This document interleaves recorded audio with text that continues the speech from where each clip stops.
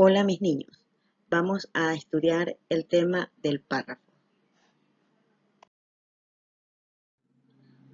¿Qué es el párrafo? Un párrafo es una unidad de discurso en texto escrito que expresa una idea o un argumento. Está integrado por un conjunto de oraciones que tienen cierta unidad temática o que, sin tenerla, se enuncian juntas. Comprenden varias oraciones relacionadas sobre el subtema. Una de ellas expresa la idea principal. Dentro de las características que el párrafo debe de tener, se manifiesta que el párrafo está formado por una o varias oraciones. Aquí tenemos la oración principal, que está constituida por una oración que puede ser distinguida fácilmente, ya que enuncia la parte esencial de la cual dependen las demás. La oración principal puede aparecer en el texto de forma implícita o explícita.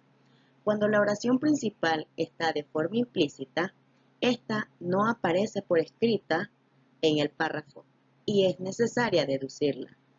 En cambio, cuando está de forma explícita, sí la encontramos escrita y podemos encontrarla al principio, en el medio o al final del párrafo.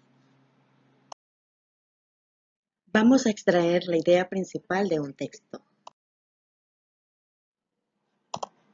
Recordemos, ¿qué es una idea principal? La idea principal resume el texto en una sola frase u oración. Les repito, en una sola frase u oración. Recuerden siempre que identificar la idea principal es una habilidad necesaria para leer comprensivamente. Esto se convierte en una habilidad. Y siempre tenemos que tener en claro que la idea principal puede ser explícita porque está escrita en el texto e implícita porque no aparece escrita en el texto y el lector tiene que encontrarla. Entonces, ¿la idea principal será lo mismo que el tema? Pues el tema responde a la pregunta ¿de qué se trata el texto? Y se responde con una o varias palabras. En cambio, la idea principal responde a la pregunta ¿qué es lo que resume el texto? Y esta puede decirse con una oración corta. Entonces, ahí está la diferencia entre tema e idea principal.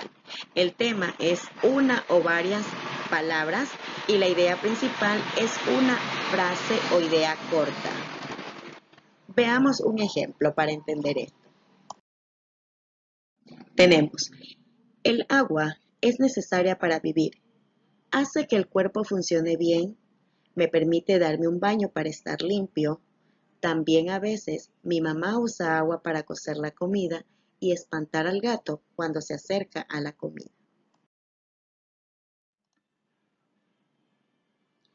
Entonces, ¿cuál es el tema del texto visto anteriormente? ¿O de qué habla el texto? Muy bien, el texto habla del agua. Ahora, ¿cuál es la idea principal? Es aquella idea que resume el texto. Muy bien, el agua es necesaria para vivir. Y muchos nos preguntamos, ¿cómo encontrar la idea principal de un texto? Para encontrar la idea principal es importante interrogar al texto con las siguientes preguntas. Primero, ¿de qué trata la historia que leí? Y segundo, ¿qué nos dice el tema? Pasos para encontrar la idea principal. Primero tenemos que hacer un listado con todas nuestras respuestas. Después, eliminar aquellas que parecen ser ideas secundarias. Y tercero, nos quedamos solamente con aquella mejor respuesta al tema del texto. En el texto que analizamos anteriormente, relacionamos de qué trata la historia que leí y nos damos cuenta inmediatamente de que la historia trata sobre el agua.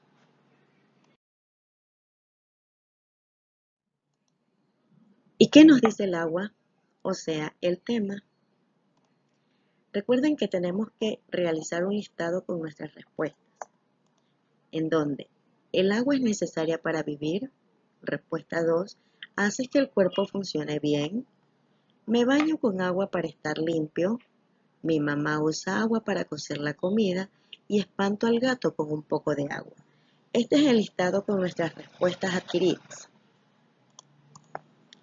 Luego, tenemos que eliminar aquellas respuestas que nos parecen secundarias. Y nos hemos dado cuenta de que hemos eliminado 4 de esas respuestas que se vuelven ideas secundarias, quedándonos así con el agua es necesaria para vivir. Y finalmente nos quedamos con esta, en donde nos relaciona y nos manifiesta de que hemos encontrado la idea principal del texto. Ahora, para comprobar si la idea principal es la correcta, realizamos una pregunta y respondemos en base a las ideas secundarias. ¿Por qué el agua es necesaria para vivir? Y respondemos, porque hace que el cuerpo funcione bien, porque me baño con agua para estar limpio, porque mi mamá usa agua para cocer la comida, porque espanto al gato con un poco de agua. Y de esta manera podemos encontrar las ideas principales y secundarias de los textos o párrafos que encontremos en diferentes situaciones que se nos presentan. También podemos encontrarnos con oraciones secundarias o modificadoras. Estas pueden ser de 2 tipos, de coordinación o de subordinación. Son coordinadas aquellas que están unidas mediante conjunciones y poseen en sí mismo un sentido completo. Y son subordinadas aquellas que solo adquieren sentido en función de otras. El párrafo también necesita de unidad y coherencia. La unidad consiste en la referencia común de cada una de sus partes, es decir, que la oración principal como la secundaria se refieran a un solo hecho. La coherencia es la organización apropiada de las oraciones de tal forma que el contenido del párrafo sea lógico y claro. En nuestra vida cotidiana nos podemos encontrar con diferentes tipos de párrafos. Y así tenemos los párrafos narrativos, llamados también cronológicos. Estos están formados por una secuencia de afirmaciones que no requieren garantía o demostración de sus habilidades. Es típico de una noticia, una crónica o un cuento en el que se expongan hechos en orden cronológico. Pueden aparecer conectores de tipo temporal como después, luego, hace un mes, para comenzar, a continuación, finalmente, pero la exposición de la secundaria, de la secuencia de hechos, depende más a menudo de su posición en el texto. Tenemos los párrafos descriptivos. Estos se presentan a través de las palabras, la capacidad sensomotora de un ser humano. A través de un párrafo descriptivo, un autor utiliza todos sus sentidos para delinear los atributos de los objetos y sucesos percibidos. Mientras más detalle el autor los sentidos utilizados en su delineamiento de lo percibido, mejor será la imagen del lector-receptor sobre lo descrito. Los párrafos argumentativos. Estos tienen como objetivo expresar opiniones o rebatirlas con el fin de persuadir a un receptor. La finalidad del autor puede ser probar o demostrar una idea. refutar la contraria o bien persuadir o disuadir al receptor sobre determinados comportamientos, hechos o ideas. Los párrafos expositivos sirven para explicar o desarrollar más ampliamente el tema que se está presentando. Estos suelen ser más extensos y abundantes, dependiendo de la complejidad del tema o del concepto que se esté explicando. Los párrafos de comparación o contraste. Estos consiguen en comparar objetos o ideas con el propósito de diferenciar o decir sus semejanzas. Algunas expresiones de estos tipos de párrafos son con respecto a o también a diferencia de. Y los párrafos de enumeración se encuentran en enumerar situaciones de manera que vamos de lo más importante a lo menos importante.